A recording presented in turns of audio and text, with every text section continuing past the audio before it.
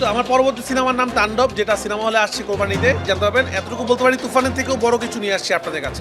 প্রিয়তমা, তুফান এবং বরবাদের মতো back to back hit cinema দিয়ে ইন্ডাস্ট্রিতে উঠছেন ঢালিউড মেগা স্টার সাকিব খান। এই সিনেমাগুলো সাফল্য দেশ ছাড়িয়ে বহির্বিশ্বে বাংলা সিনেমাকে এগিয়ে নিয়ে গেছে। ক্যারিয়ারে ২৬ বছর পার করা সুপারস্টার যেন দিনকে দিন আরো জ্বলে উঠছেন। বরবাদের মতো ইতিহাস করা সিনেমা দেওয়ার পর এবার আসছেন আবার তাণ্ডব নিয়ে। আমার লাইফে কম বলে কিছু নাই, আমি জমিনে থাকতে চাই না, আসমানে উঠতে চাই।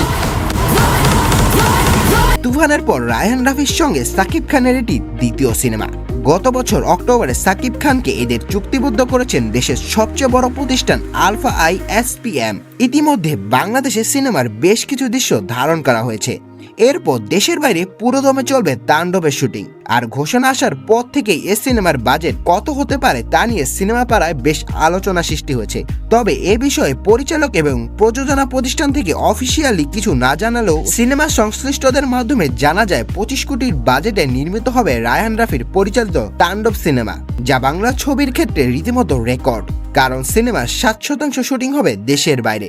এটি হতে যাচ্ছে অ্যাকশন ভায়োলেন্স ধাঁচের সিনেমা, যা বরবাদকেও ছাড়িয়ে যাবে বলে দাবি এই পরিচালকের। তিনি জানান, বাংলা সিনেমার দর্শক আগে অ্যাকশন সিনেমা দেখলেও এ ধরনের অ্যাকশন সিনেমা দেখেনি আগে, যেখানে ফাইটিং ডিরেক্টর হিসেবে থাকবে মুম্বাইয়ের রবি বর্মা, যিনি অ্যাকশন ডিরেক্টর হিসেবে বরবাদ সহ বলিউড ও তেলুগু অধিকাংশ সিনেমায় কাজ করেছেন।